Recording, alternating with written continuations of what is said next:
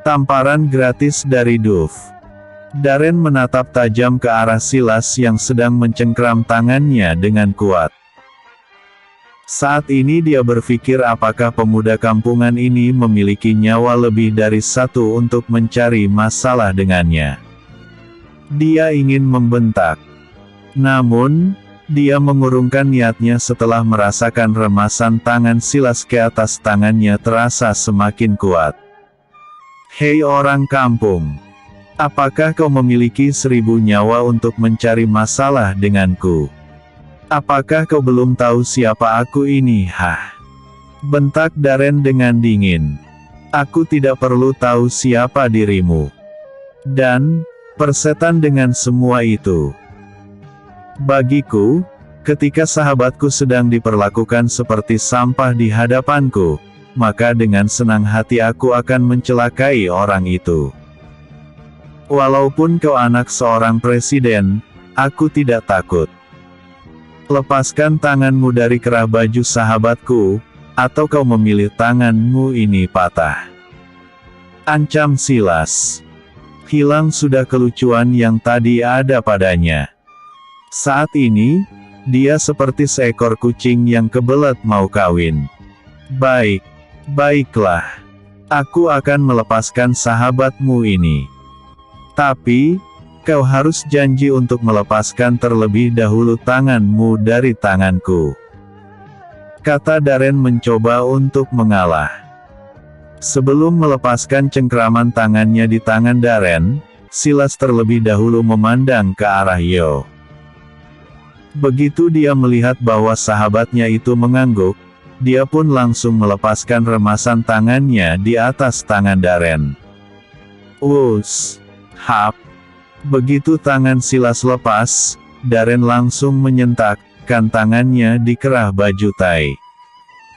Yo yang sejak tadi sudah tahu akan gelagat segera melesat dan menahan deras tubuh Tai yang hampir menyentuh lantai. Bangsat kau, Darren. Geram Silas yang langsung ingin menyerang pemuda itu bernama Darren itu. Beruntung Yo cepat menahan.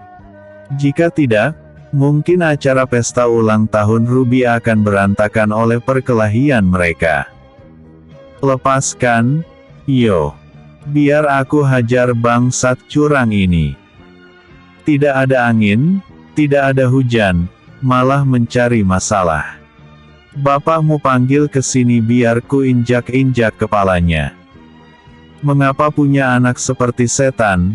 Kata Silas yang sudah benar-benar marah. Ingat apa pesanku tadi, Silas. Jangan buat masalah yang akan membuat kita malu. Kata Yo memperingatkan sahabatnya itu. Benar. Sudahlah. Aku tidak apa-apa, kata Tai yang memang tidak mengalami apa-apa. Hanya lehernya saja yang sedikit sakit akibat sentakan pada kerah bajunya oleh Darren tadi. Berbeda dengan Yo yang berusaha menenangkan Silas, Darren pun segera mengumbar ancamannya kepada Silas, Tai dan Yo bahwa dia tidak akan berhenti sampai di situ. Keberanian Darren bertambah berkali-kali lipat ketika dari kejauhan tampak beberapa unit mobil mengarah ke rumah Ruby. Mobil itu adalah mobil Lamborghini milik Duff Clifford, mobil Jaguar Sport milik Dillon dan kedua sahabatnya yang lain. Begitu keluar dari mobil, Duff Clifford langsung menghampiri Darren. Dia merasa heran mengapa wajah sahabatnya itu merah padam. Ada apa denganmu, Darren? Tanya Duff Clifford. Kau lihat 3 gembel ini? Dia mencari masalah denganku. Aku pasti akan menghajarnya, jawab Darren yang mulai bersiap-siap untuk melakukan serangan. Itu semua Titka benar. Sahabatmu itu yang menghina kami duluan, jawab Silas tak kalah garangnya. Aku tidak mau tahu apapun masalahnya. Jika kau telah mengusik sahabatku, berarti kau siap menanggung konsekuensinya. Apakah kau sudah bosan kuliah di Globes University? Jika sudah bosan, katakan saja. Aku akan dengan senang hati memberikan memo kepadamu dan kau akan dikeluarkan dari kampus. Sekali lagi aku katakan, asal itu sahabat Duff Clifford, tidak akan ada yang boleh mengusiknya. Kendorkan tampak ketatmu itu. Aku tidak suka melihatnya, kata Duff Clifford sambil nampar pipi Silas dengan sedikit keras. Hentikan dan jauhkan tanganmu itu. Apakah kau tidak bisa sedikit saja bersikap santai? Ini adalah acara ulang tahun sahabatku. Kau jangan membuat kekacauan di sini. Atau sebaiknya, aku pulang saja. Lebih baik tidak berada di sini daripada aku harus malu melihat ulahmu. Duff Clifford berpaling ke arah datangnya suara wanita dan dia melihat bahwa Naomi Johnson telah berada di belakangnya. "Hei, kita bertemu lagi," kata Yo pula menyapa gadis itu tanpa dia sadar bahwa perbuatannya ini telah menyiramkan minyak ke dalam api yang sedang berkobar. "Kau mengenal gembel ini?" tanya Duff dengan tatapan dingin ke arah gadis itu. "Tidak. Namun, tadi siang tanpa sengaja aku bertabrakan dengannya. Dia telah meminta maaf. Sebaiknya lupakan saja," kata Naomi berusaha untuk meredakan emosi di hati Duff Clifford. Karena, dia khawatir bahwa pemuda yang menabraknya tadi siang itu akan dihajar habis-habisan oleh Duff. "Tidak kusangka ternyata kalian ini benar-benar telah mencari masalah denganku. Maaf Kak. Aku tadi itu tidak sengaja. Mohon dimaafkan," kata Yo memelas. Plak. Terdengar suara tamparan disusul dengan memerahnya pipi Yo akibat tamparan yang tiba-tiba dari pemuda yang telah dikuasai oleh api cemburu itu. Kretek. Terdengar suara tulang-tulang jari jemari Yo berkeretakan ketika pemuda itu mengepalkan tinjunya. Namun dia buru-buru sadar bahwa dia saat ini sedang menjadi tamu undangan di rumah sahabat Tai. "Aku peringatkan kepadamu bahwa jangan pernah merasa kenal dengan orang-orang yang berada di sekitarku. Kau memang layaknya hanya berteman dengan gembel seperti Tai ini. Jadi, jangan lakukan lagi kesalahan yang bisa mempersulit dirimu di Quantum City ini," dingin terdengar suara peringatan dari Duff Clifford. "Baiklah Kak. Aku sudah meminta maaf kepadamu. Mengapa terlalu kasar? Aku tidak akan mengulangi lagi kesalahan." "Apakah ini sudah selesai?" tanya Yo. Saat ini dia sudah siap. Apabila Duff Clifford ini kembali menamparkan pipinya, maka dia akan memastikan bahwa keluarga Clifford akan menjadi pengemis malam ini juga. Baru saja Duff Clifford ingin melanjutkan pelampiasan kekesalannya terhadap Yo, dari arah aula di sebuah panggung kecil yang sedikit jauh dari mereka, terdengar suara dengan kata-kata sambutan yang membuat Duff Clifford mengurungkan niatnya untuk melanjutkan masalah. "Teman-teman sekalian, terima kasih karena telah sudi menghadiri acara ulang tahunku ini. Terima kasih kepada kakak Duff Clifford, Nona Naomi Johnson, kakak Darren Brownson, Dylan Brownson, Ty Morales, Reynold Law, Bernard Shawn, dan semua yang hadir tanpa bisa saya sebutkan namanya satu persatu. Sekali lagi saya ucapkan terima kasih." Gemuruh suara tepuk tangan pun memenuhi aula itu. Kini tampak Duff Clifford melangkah menuju aula sambil menggandeng tangan Naomi dengan diikuti oleh Darren Brownson, Dylan Brownson, Reynold Law, Bernard Shawn. Beberapa tamu yang lain pun tampak sangat mengeluh-elukan kedatangan rombongan Duff Clifford ini dengan tepuk tangan yang bergemuruh. Siapa yang tidak kenal dengan keluarga Clifford? Keluarga terkaya di Quantum City ini. Bisa bersahabat dengannya, berarti bisa meningkatkan level mereka di antara kalangan mahasiswa lainnya di Globes University. Jangan lupa like-nya ya. Bersambung. Episode sebelumnya, tiba di rumah Ruby. Episode berikutnya, persaingan hadiah, persaingan Yo William, persaingan hadiah. Satu persatu tamu undangan yang hadir di rumah milik Ruby yang sedang merayakan ulang tahunnya malam ini berdatangan lalu memberikan hadiah kepada gadis itu. Dimulai dari Dove Clifford bersama dengan Naomi Johnson yang datang memberikan kado khusus yang tampak sangat cantik. Sesuai dengan namamu, kami berdua menghadiahkan gelang dengan dihiasi dengan batu mulia dan salah satu dari hiasan pada gelang ini adalah ruby, kata Dove Clifford dengan bangganya. Wah, terima kasih Kak, atas hadiahnya. Padahal, Kakak sudah mau menyempatkan diri untuk datang saja, aku sudah sangat bersyukur, kata Ruby dengan senyuman khasnya yang membuat Darren berulang kali menjilati bibirnya. Setelah Dove dan Naomi yang memberikan hadiah, kini tibalah giliran sahabat-sahabatnya yang lain memberikan hadiah.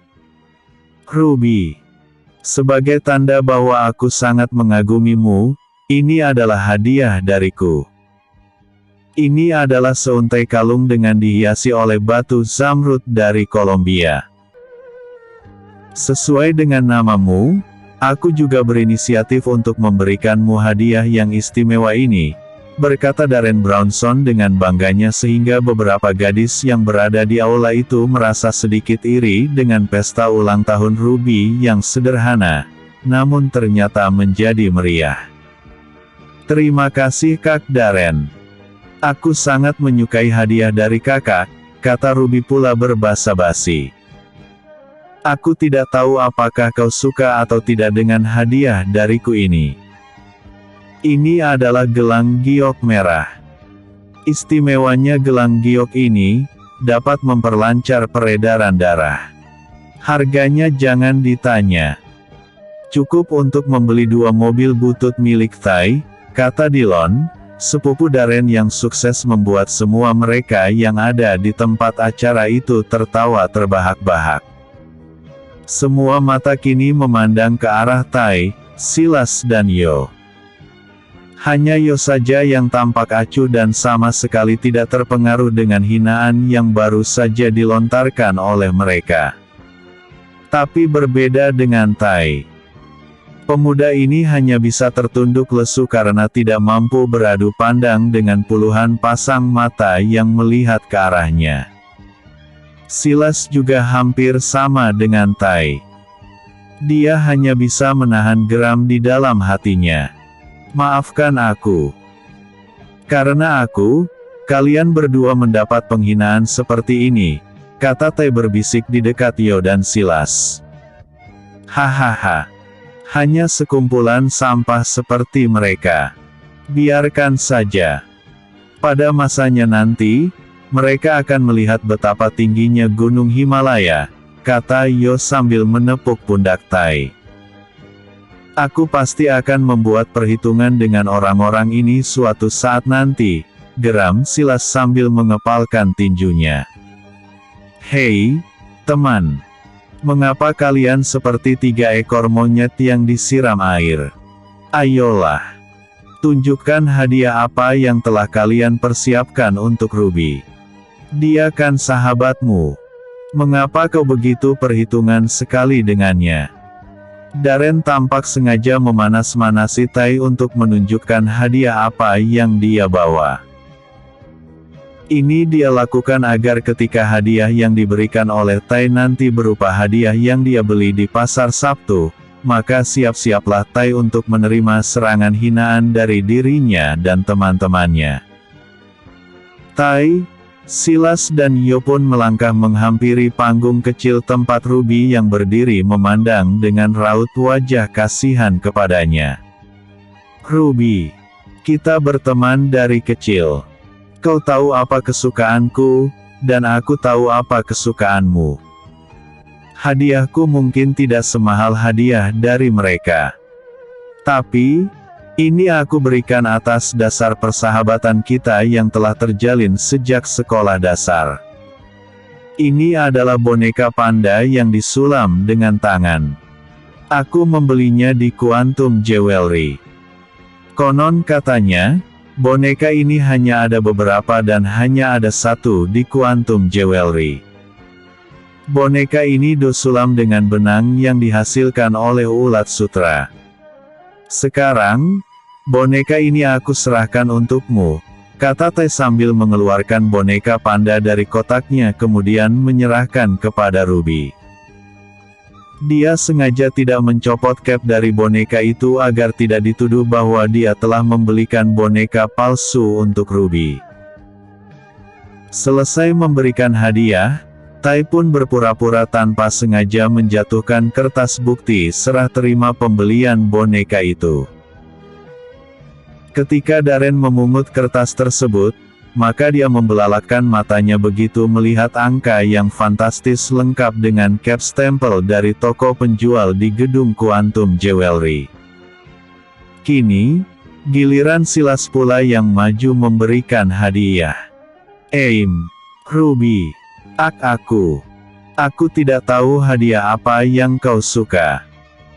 Jadi, aku hanya memberikan ini saja untukmu, kata Silas sambil menyerahkan sebuah tas tangan kepada Ruby.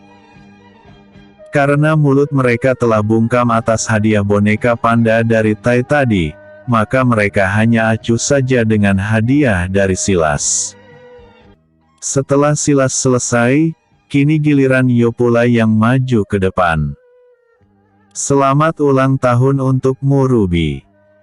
Maaf jika aku hanya bisa memberikan hadiah ini untukmu, kata Yo sambil memberikan sebuah kotak kecil kepada gadis itu.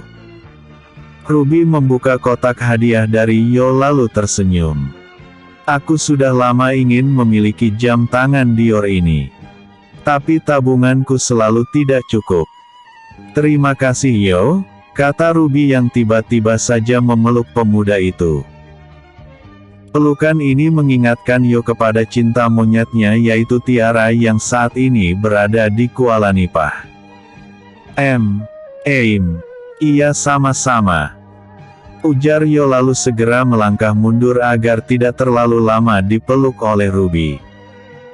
Tai dan Silas tampak tersenyum melihat Yo yang mendadak gugup dipeluk oleh Ruby. Berbeda dengan Dillon. Pemuda itu mengertakkan giginya saking geramnya atas pelukan yang diberikan oleh Ruby kepada Yo. Kau ketakutan Yo? Tanya Silas. Aku tidak takut. Aku hanya gugup, jawab Yo yang langsung menul hidungnya. Hahaha. Tai tampak tertawa melihat dada Yo turun naik, entah karena menahan malu, entah malah masih mau. Malam kini terus merangkak ke puncaknya. Sebentar lagi, pergantian tanggal akan berlangsung. Di mana, acara kemuncak di hari ulang tahun Ruby ini akan diadakan. Tepat ketika pukul 12 malam nanti, gadis itu akan memotong kue ulang tahunnya dan semua pemuda di situ menantikan kepada siapa potongan pertama dari kue ulang tahun itu akan dia berikan. Pukul 12 malam masih menyisakan sekitar 15 menit lagi ketika dari arah pintu muncul seorang gadis mengenakan gaun berwarna merah jambu. Kembali Yo dan Silas dikejutkan dengan kehadiran gadis yang sangat anggun. Berbeda dengan Yo dan Silas, Duff Clifford tampak salah tingkah dengan kehadiran gadis itu. Diketahui bahwa gadis itu bernama Melissa Michael. Dulunya, gadis itu adalah pacarnya Duff Clifford. Entah apa permasalahan mereka, sehingga Duff memutuskan gadis itu secara sepihak dan sejak saat itu, gadis itu jarang terlihat berkumpul bersama sahabat-sahabat yang lain. Bahkan Yo dan Silas pun baru kali ini bertemu dengan gadis itu. Anggun sekali dia, Yo, kata Silas memuji kecantikan gadis bergaun merah jambu itu. Diamlah, Silas. Aku khawatir jika kau tidak bisa menjaga mulut, kita pasti akan bermasalah lagi seperti tadi, kata Yo yang buru-buru membuang pandangannya ke arah datangnya gadis tadi. Silas hanya mencibir saja ke arah Yo lalu segera mencari kursi untuk duduk sambil memperhatikan ke arah gadis yang baru tiba tadi. Jangan lupa like-nya ya. Bersambung. Episode sebelumnya. Tamparan gratis dari Dove. Episode berikutnya. Yo ketiban rejeki nomplok. Ketiban rejeki nomplok. Selamat datang Melissa. Sudah lama sekali aku tidak melihatmu, kata Ruby yang setengah berlari memeluk gadis seusia dengannya yang baru saja tiba. Selamat ulang tahun, Ruby. Maafkan aku yang baru bisa datang sekarang. Aku perlu waktu untuk menenangkan diri sebelum kembali berbaur dengan kalian, jawab gadis yang mengenakan gaun berwarna merah jambu itu. Aku mengerti. Sebaiknya kita bahas kapan-kapan saja. Oh ya. Mari aku perkenalkan kepada dua mahasiswa baru di university kita, kata Ruby sambil menarik tangan Melissa Michael ke arah Yo dan Silas yang berpura-pura tidak melihat ke arah kedatangan mereka. Kak Yo, perkenalkan. Ini sahabatku Melissa Michael. Mel, ini Yo mahasiswa baru di kampus kita. Dan ini adalah temannya bernama Silas. Mereka berdua ini sangat akrab dengan Tai, kata Ruby memperkenalkan. Hai Yo. Senang berkenalan denganmu, kata Melissa sambil mengulurkan tangannya. Hai juga. Aku Yo Iprit. Senang berkenalan denganmu juga, balas Yo sambil menyambut uluran tangan dari gadis itu. Hai Melissa. Aku adalah Silas. Pangeran dari New Village, kata Silas yang tanpa basa-basi langsung meraih tangan gadis itu dari genggaman tangan Yo. Minggir kau Yo. Ini bagianku, kata Silas sambil menghalangi Yo yang tampak pasrah mendapat perlakuan konyol dari sahabatnya itu. Oh, iya. Senang berkenalan denganmu, balas Melissa pula sambil tersenyum. Teng, teng. Teng. Suara denting jam berbunyi menandakan bahwa sudah pas pukul 12 malam. Pertukaran antara malam dengan subuh. Semua mata kini tertuju ke arah Ruby yang ditemani oleh beberapa gadis lainnya dan mulai sibuk memasang lilin pada kue ulang tahun 3 tingkat yang terletak di atas meja kecil. Semua yang ada di ruangan itu kini bernyanyi sambil bertepuk tangan menyanyikan lagu selamat ulang tahun buat gadis itu. Setelah berdoa, kini Ruby pun mulai meniup lilinnya diiringi tepuk tangan sekali lagi dari para tamu undangan. Ayo Ruby. Kepada siapa akan kau berikan potongan kue pertama itu? Tanya mereka. Banyak di antara pemuda yang berharap agar potongan pertama pada kue itu merekalah yang mendapatkannya. Potong kuenya. Potong kuenya. Potong kuenya sekarang juga, sekarang juga, sekarang juga. Jangan pernah berikan potongan kue pertamamu kepada Darren atau Dillon. Terlebih lagi kepada Dove Clifford. Atau, kau akan menyesal seumur hidup karena akan menjadi boneka mainan bagi mereka. Setelah bosan, kau akan ditinggalkan. Bisik Melissa Michael ke telinga Ruby. Ruby mengangguk samar mendengar ucapan dari Melissa dan mulai memotong kue ulang tahun itu. Tepuk tangan kembali bergemuruh ketika Ruby selesai memotong kue tersebut. Ayo Ruby. Kami akan dengan senang hati menerima potongan pertama dari kue ulang tahunmu itu, teriak mereka sambil ditingkahi dengan gelak tawa. Kini Ruby telah memegang sebuah piring kecil dengan di atasnya terdapat potongan kue kecil lalu mulai menatap liar ke arah beberapa orang pemuda, hingga tibalah tatapannya tertuju kepada Yo William.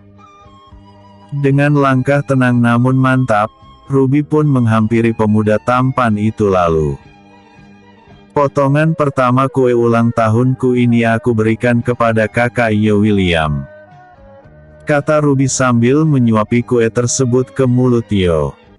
Bukan hanya Silas dan Tai yang terbelalak heran. Duff Clifford and the gang pun melongo seperti mulut buaya memancing lalat, melihat adegan itu. Yo juga seperti tidak percaya. Bagaimana mungkin Ruby ini bisa memberikan potongan pertama kue ulang tahunnya kepada dirinya? Namun, karena kue tersebut sudah terlanjur masuk ke mulut, ya sudah. Telan sajalah. Tai, Silas dan Melissa bertepuk tangan untuk Yo. Bahkan, Naomi Johnson pun ikut bertepuk tangan. Hal ini tentu membuat panas di hati Duff Clifford dan teman-temannya. Bisakah kau diam, Naomi? Tegur Duff Clifford dengan suara tertahan. Mengapa, Duff? Kau iri ya? Aku tahu kau ini memang kumbang tahi. Melissa itu mantanmu, bukan? Setelah kau puas, kau tinggalkan dia. Aku juga mungkin akan bernasib sama dengan Melissa, yang akan kau tinggalkan juga. Kau ingin mendekati Ruby. Kau kalah bersaing dengan pemuda yang bernama Yo William itu. Lihat saja dirinya, lalu bandingkan denganmu. Dia jauh lebih tampan kemana-mana dibandingkan dengan dirimu, kata Naomi lalu melenggang meninggalkan Duff Clifford dan kawan-kawan. Selamat bertambah usia ya Ruby. Semoga kebaikan selalu menyertaimu, Naomi memeluk Ruby, lalu mereka pun berpelukan. Setelah saling melepas pelukan, Naomi pun kini menatap ke arah Melissa dengan sorot mata meminta pengertian. Tidak perlu dijelaskan, Naomi. Aku sudah mendengar semuanya, dan aku dapat memahami keadaanmu. Kalian dijodohkan. Pesanku, berhati-hatilah dalam bergaul dengan mereka. Jaga kehormatanmu. Seorang gadis harus bisa menjaga kehormatan dirinya. Karena, bila kehormatan telah rusak, antara dirimu dengan sampah, tidak ada bedanya, kata Melissa lalu meraih tubuh Naomi ke dalam pelukannya. Terima kasih, Mel. Aku akan mengingat pesanmu ini, bisik Naomi ke telinga sahabatnya itu. Naomi, apakah kau betah berpeluk-pelukan seperti Teletubbies? Aku ingin pulang. Jika kau masih betah di sini, maka silahkan tinggal, kata Duff Clifford yang telah kehilangan mood. Pulang saja. Apa kau kira aku akan nyasar dan tersesat karena tidak tahu jalan pulang? Aku masih betah di sini. Aku rindu dengan sahabatku Melissa. Aku ingin belajar dengannya bagaimana caranya untuk menjadi seorang wanita yang kuat dan tabah. Kau, Aish. Dasar wanita sialan, kata Duff lalu segera keluar meninggalkan ruangan tempat acara itu berlangsung dengan diikuti oleh para sahabatnya. Beberapa tamu yang lain juga telah berpamitan untuk segera kembali ke rumah dan kos mereka masing-masing. Ruby, sekali lagi selamat ulang tahun ya. Kami pamit dulu, kata mereka lalu memeluk gadis itu kemudian melangkah meninggalkan tempat acara. Kini tinggallah Ruby, sebagai pemilik acara, Naomi, Melissa, Yo, Tai dan Silas saja. Yo, yang entah ketiban rejeki apa malam ini dapat merasakan bahwa masalah malam ini tidak akan sesederhana yang terlihat. Masalah ini pasti akan berbuntut panjang. Sedikit sebanyaknya dia memang ada mendengar cerita tentang keluarga Clifford ini dari Tuan Baron dan orang-orangnya. Selama ini kalian bisa berkuasa di kampus dan kota ini. Tapi mulai sekarang, akulah superstar di kampus. Kalian akan tahu bagaimana rasanya salah dalam memakan makanan. Perlahan aku akan menunjukkan kepada kalian siapa kakek kalian ini sebenarnya, kata Yo dalam hati. Hei Yo, apa yang sedang kau pikirkan? Tanya Ruby. Oh, aku tidak memikirkan apa-apa. Hehehe, jawab Yo tergagap lalu menyengir ala kadarnya. Aku minta maaf untuk yang tadi. Mungkin kau telah merasa malu karena aku memberikan potongan pertama dari kue ulang tahunku kepadamu, kata Ruby dengan mimik wajah memohon pengertian. Tidak masalah. Aku tahu apa maksudmu. Hanya saja, mungkin masalahnya tidak akan selesai sampai di situ. Kemungkinan besar, Duf akan terus mengincarmu dan menargetkan aku sebagai salah satu mahasiswa yang harus dia singkirkan. Maafkan aku Yo. Aku telah menyeretmu ke dalam masalahku. Tidak apa-apa. Kau tidak perlu khawatir. Atau, apakah kau benar-benar telah menyukai diriku yang tampan ini? Tanya Yo yang mendadak saja jiwa ketengilannya yang hakiki itu meronta-ronta. Kau ini, Yo. Percaya diri sekali, kata Ruby diiringi dengan gelak tawa dari yang lainnya. Ruby.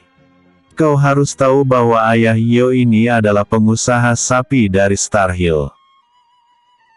Baru saja ayahnya menjual sapi satu kandang full dan uangnya diberikan semuanya kepada Yo ini, kata Silas pula yang sukses membuat air yang diminum oleh Tai keluar lagi melalui hidung.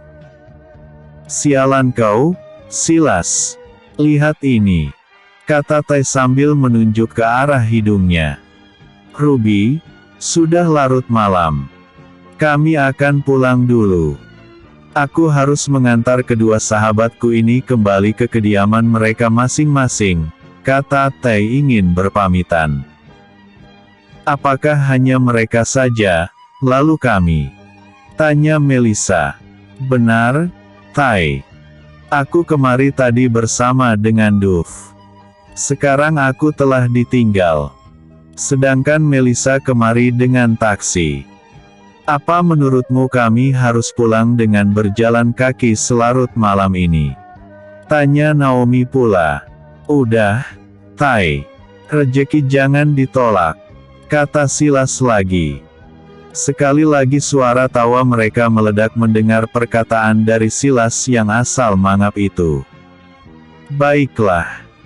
Sebagai lelaki sejati, aku akan mengantar kalian kembali dengan selamat sampai di tujuan, kata Yo. Hei Yo. Yang punya mobil itu aku.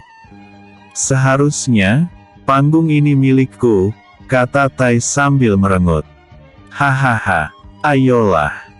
Jangan terlalu perhitungan dengan sahabat. Baiklah, Ruby. Kami harus pulang dulu. Sampai ketemu lagi ya besok di kampus, kata mereka. Setelah berpelukan seperti Teletubbies, kelima muda-mudi itu pun langsung keluar dari ruang acara dengan diiringi lambaian tangan dari Ruby. Di sini sekali lagi Yo ketiban rejeki. Bagaimana tidak? Tai menjadi sopir, sementara Silas duduk di samping Tai. Sedangkan Yo, dia duduk di kursi belakang dengan diapit oleh Melissa di kiri dan Naomi di kanan. Benar-benar rejeki nomplok buat Yo untuk malam ini. Bersambung. Episode sebelumnya. Persaingan hadiah. Episode berikutnya. Yo, Tai dan Silas dikeroyok. William. Yo, Tai dan Silas dikeroyok.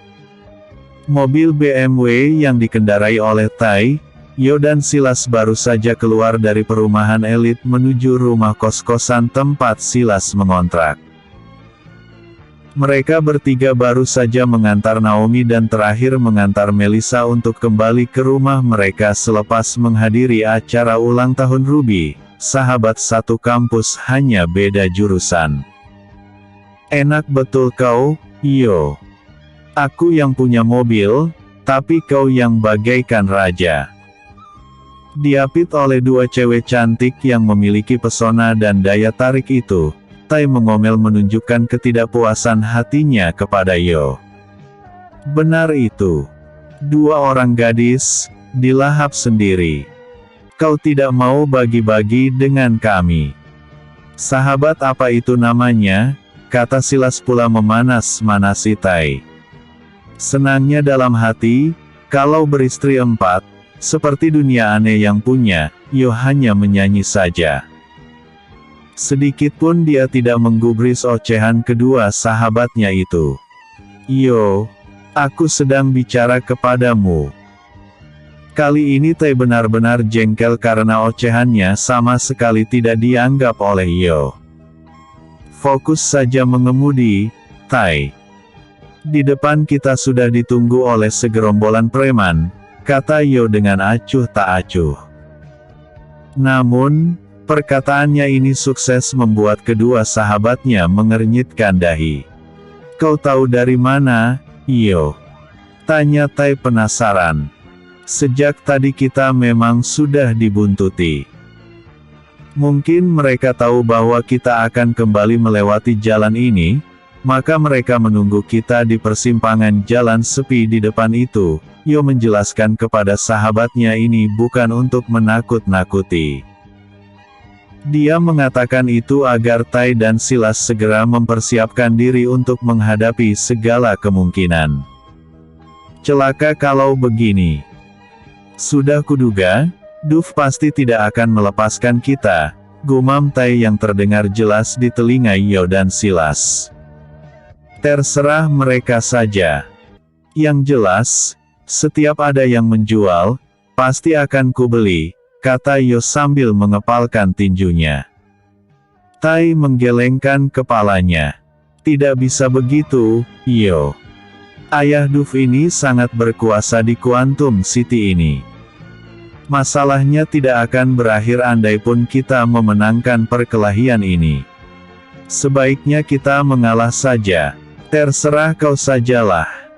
Tapi, apa yang bisa mereka lakukan? Tanya Silas meminta penjelasan. Usaha mebel milik keluargaku bisa gulung tikar jika Tuan Clifford sampai turun tangan. Makanya itu, masalah kita saat ini akan berbuntut panjang jika kita melawan mereka. Yo sudah tahu alasannya. Jadi, dia tidak perlu lagi banyak bertanya. Sebaliknya, hanya Silaslah yang tampak meredam emosinya dan berkali-kali dia menarik nafas berat. Ngeyeng. Krait. Terdengar suara ban terseret di aspal dan dari depan pula, tampak sekitar 4 mobil menghalangi jalan mobil yang mereka kendarai. Tai sekuat tenaga membanting setir ke kanan.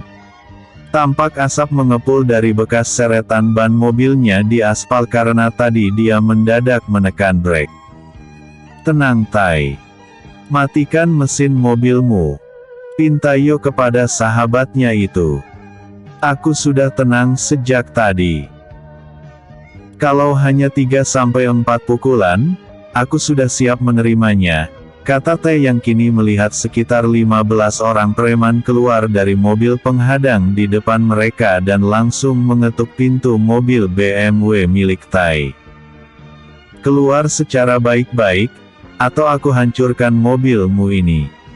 Bentak salah satu dari lelaki itu.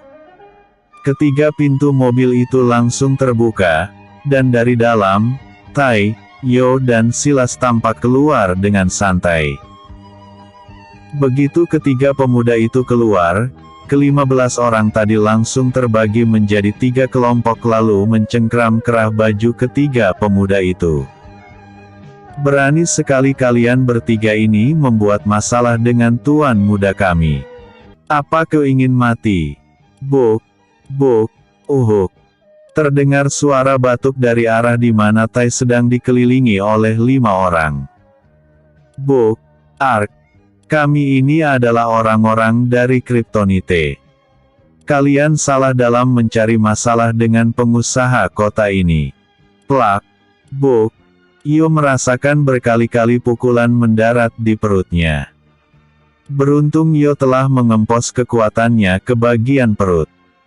Jadi, walaupun sedikit mual, namun dia tidak sampai terluka dalam. Berbeda dengan Tai dan Silas. Kedua pemuda ini sudah terjatuh di aspal sambil meringkuk dan meringis kesakitan. Ini peringatan pertama untuk kalian. Jika kalian masih berani membuat silang sengketa dengan Tuan Muda Duf, jangan salahkan jika bukan gelar sarjana yang kalian bawa pulang, melainkan gelar almarhum, kata lelaki itu. Lalu, sebelum dia melangkah mendekati mobilnya, terlebih dahulu dia menendang perut Tai, Io dan Silas secara bergantian. Buk, buk, buk, huk, uhuk, uhuk, uhuk. Tinggalkan mereka. Ayo kita kembali dan melaporkan semuanya kepada Tuan Muda. Perintah lelaki itu. Tak lama setelah itu, mobil orang-orang tadi pun segera meninggalkan ketika mahasiswa ini yang masih tergeletak di pinggir jalan aspal. Kau tidak apa-apa, Tai? Tanya Io yang langsung membantu Tai untuk bersandar di mobilnya. Setelah itu, dia kini membantu Silas yang mengalami keadaan yang tidak jauh berbeda dengan Tai. Bahkan, Silas sempat muntah. Ayo, Silas, sini aku bantu, kata Io sambil membantu sahabatnya itu berdiri, lalu memapahnya ke samping Tai yang terdengar batuk berulang kali. Bagaimana bisa kau seperti tidak mengalami apa-apa, Io? Kau tampak seperti baik-baik saja. Jangan pikirkan aku. Pikirkan saja dirimu. Orang yang memukuli aku tadi, tenaganya seperti tenaga anak PAUD, jawab Io seadanya. Karena, percuma dia menjelaskan. Mereka juga pasti tidak akan mengerti. Io segera membuka pintu mobil, lalu mengambil 2 botol air mineral. Dia kemudian memberikan kepada kedua sahabatnya itu. Minum dulu. Sisanya, bersihkan darah di sudut bibir kalian. Perintah Io. Mual sekali rasa perutku. Benar-benar pengecut Duf Clifford dan teman-temannya itu, maki Silas sambil menerima botol air mineral pemberian Io. Mereka akan mendapatkan apa yang mereka lakukan malam ini terhadap kita. Mereka akan membayarnya 2 kali lipat, kata Io. Walaupun dia saat ini sedang dikuasai oleh kemarahan, namun nada bicaranya masih tetap teratur dan terkesan santai. Pundakku terkilir, Io. Tendangan terakhir dari orang berbadan tegap itu juga nyaris mematahkan tulang rusukku, kata Silas mengadukan deritanya. Sini aku periksa. Lalu, kreek, kreek, kretek. Aduh mak. Pekik Silas begitu Io menggoyang-goyang pundaknya lalu menariknya secara spontan. Bagaimana rasanya? Coba kau gerakkan. Pinta Io. Wah ajaib. Langsung sembuh. Ya sudah. Ayo kita kembali, ajak Io. Kau yang menjadi sopir Io. Aku sudah tidak mampu. Tidak perlu mengantar Silas ke rumah kosnya. Kita bertiga tidur di rumahmu saja di Quantum Housing Area. Kata Tai yang kini merangkak untuk berusaha bangkit dari posisi bersandar di bodi mobilnya. Ya sudah. Ayo aku bantu. Io pun membantu Silas dan Tai untuk memasuki mobil. Setelah semuanya beres, Barulah dia menyalakan mesin kendaraan dan melajukan kendaraan tersebut menuju ke Quantum Housing Area. Jangan lupa like setelah selesai baca. Bersambung. Episode sebelumnya, Yo ketiban rejeki nomplok. Episode berikutnya, serangan keluarga Clifford terhadap keluarga Morales. Yo William. Serangan keluarga Clifford terhadap keluarga Morales. Quantum Housing Area. Mobil BMW yang dikendarai oleh Yo sebagai sopir dan Tai serta Silas yang menjadi penumpang akhirnya tiba di sebuah rumah di bagian barat Quantum Housing Area ini. Setelah mengetahui bahwa rumah itu adalah rumahnya Tai, Yo pun langsung memasuki halaman rumah tersebut yang kebetulan pagarnya tidak dikunci dan dibiarkan terbuka begitu saja. Aneh sekali. Sudah pukul 2 subuh. Tapi mengapa pagar rumahmu pintunya tidak dikunci? Rumahmu juga terlihat terang benderang. Sepertinya kedatangan kita sedang ditunggu, kata Yo yang membuat Tai segera meluruskan posisi duduknya agar lebih tegak. Benar katamu Yo. Hatiku merasa tidak enak, kata Tai pula dengan raut wajah penuh dengan tanda tanya. Silas, kau tunggulah di sini ya. Nanti aku akan membantumu. Siapa tahu Tai nanti kena marah, kau tidak ikut-ikutan terkena imbasnya, kata Yo kepada Silas yang saat ini masih saja mengerang kesakitan. Yo William pun kini membantu Tai berjalan dengan cara memapah tubuhnya menuju ke arah pintu rumah yang sepertinya juga tidak dikunci. Sepertinya kita memang sedang ditunggu, Tai, bisik Yo. Dorong saja pintunya, Yo. Kemungkinan keluargaku dalam masalah, ujar Tai yang sudah membayangkan apa yang bakalan menimpa keluarganya. Nah, itu dia anak celaka ini sudah pulang. Ada apa denganmu hah? Mengapa kau tampak seperti sekarat seperti itu? Baru saja Yo dan Tai menjengukkan kepalanya di depan pintu, mereka sudah dikejutkan oleh bentakan dari Tuan Morales. Ayah, kata Tai melangkah memasuki rumah sambil masih berpegangan pada pundak Yo. Kenapa denganmu, Tai? Tanya Nyonya Morales heran melihat anaknya berjalan dengan kaki pincang dan bertumpu di pundak seorang pemuda yang sebaya dengannya. Aku dikeroyok oleh orang-orang suruhannya Duf, jawab Tai. Apa yang kau lakukan di luar sana hah? Mengapa kau mencari masalah dengan anak keluarga Clifford? Kau tahu sekarang apa yang telah menimpa keluarga kita? Bentak Tuan Morales. Aku tidak melakukan apa-apa, Ayah. Semua ini berawal dari aku menghadiri undangan dalam acara ulang tahun Ruby, lalu Tai pun menceritakan semuanya. Dari mulai dia mendapat hinaan, sampai pada akhirnya dia dicegat dan dikeroyok di pinggir jalan. Mendengar penjelasan dari anak lelakinya ini, Tuan Morales hanya tertunduk lesu. Semuanya sudah berakhir. Hancur sudah usaha mebelku, kata Tuan Morales seperti meratap. Sebenarnya, apa yang terjadi, Ayah? Tuan Clifford telah menyerang perusahaan kita. Dia melobi semua perusahaan yang bekerja sama dengan perusahaan mebel kita untuk memutuskan seluruh kesepakatan kerjasama. Mulai besok, kita sudah tidak lagi bisa memasok barang-barang milik kita ke perusahaan furniture milik mereka. Hancur sudah.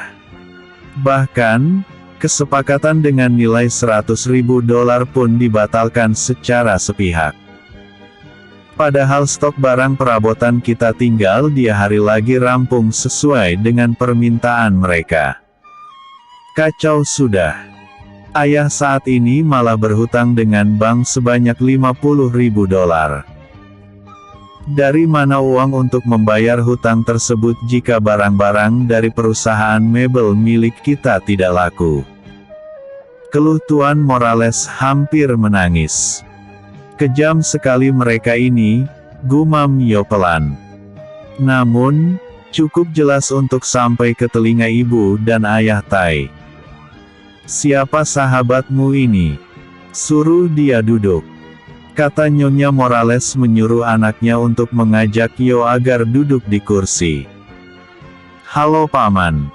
Nama saya, Yo William, kata Yo membungkukkan sedikit badannya.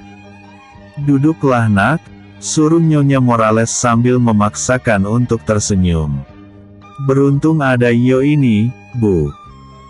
Jika tidak, mungkin Tai sudah mati dihajar oleh orang-orang dari Kryptonite, kata Tai. Ayah sudah berpesan kepadamu untuk tidak mencari perkara dengan keluarga Clifford. Tapi kau tidak mau mendengarkan perkataan dari ayah. Mungkin besok ayah akan mengobral seluruh barang di perusahaan untuk menutupi hutang di bank. Entah apa yang bisa aku kerjakan selepas ini. Tai tidak mencari masalah dengan Duff Clifford itu, ayah. Apakah salah jika Tai menghadiri pesta ulang tahun sahabat Tai? Ayah juga tahu kan bagaimana aku sangat akrab dengan Ruby. Paman. Jika hanya berhutang 50.000 USD saja, apakah saya boleh membantu Paman?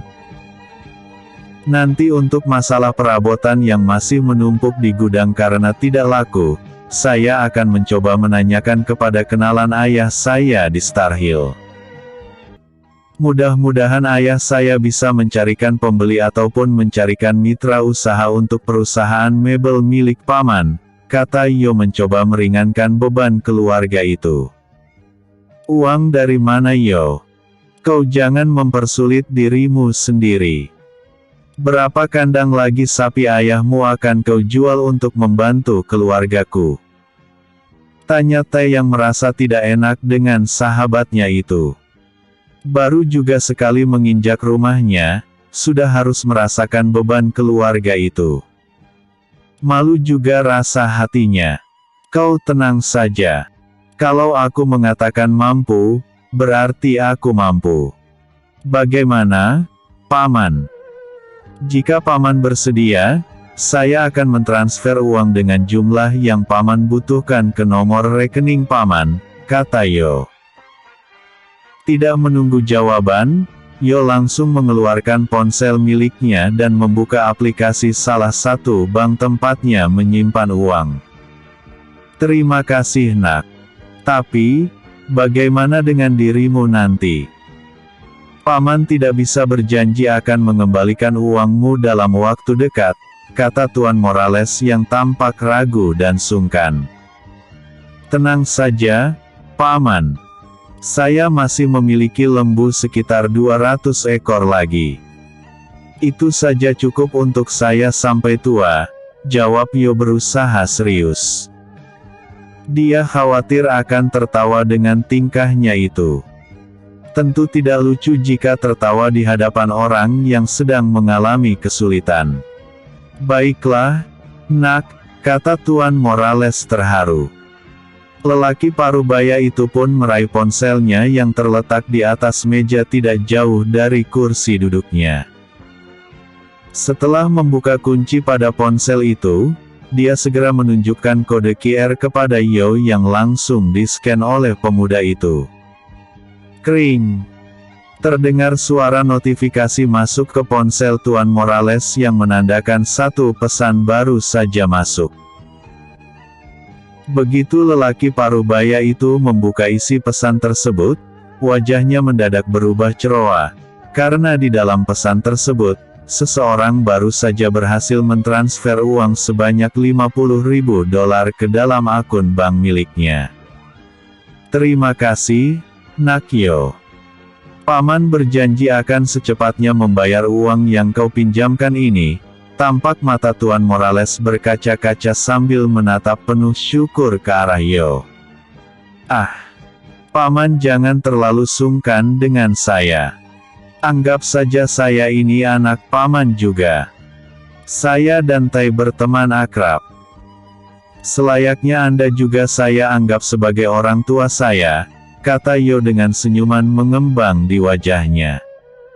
Yo, bagaimana dengan Silas? Tanya Tai sambil mendelikkan matanya. Ya ampun. Aku sampai lupa, kata Yo bergegas bangkit berdiri. Silas. Siapa lagi itu? Tanya Ibu Tai. Silas. Dia juga adalah sahabat Tai. Dia saat ini tidak jauh berbeda dengan Tai. Sama-sama babak belur. Hanya Yo saja yang tampak masih segar bugar, jawab Tai. Heh. Mengapa sahabatmu kau tinggalkan di dalam mobil? Cepatlah ajak dia masuk. Perintah Tuan Morales. Baba baik, Paman. Kata Yo lalu segera keluar rumah menuju mobil untuk menjemput Silas yang sudah mendengkur tertidur. Jangan lupa like-nya setelah baca. Bersambung. Episode sebelumnya. Yo, Tai dan Silas dikeroyok. Episode berikutnya. Tugas Tuan Baron dan Black.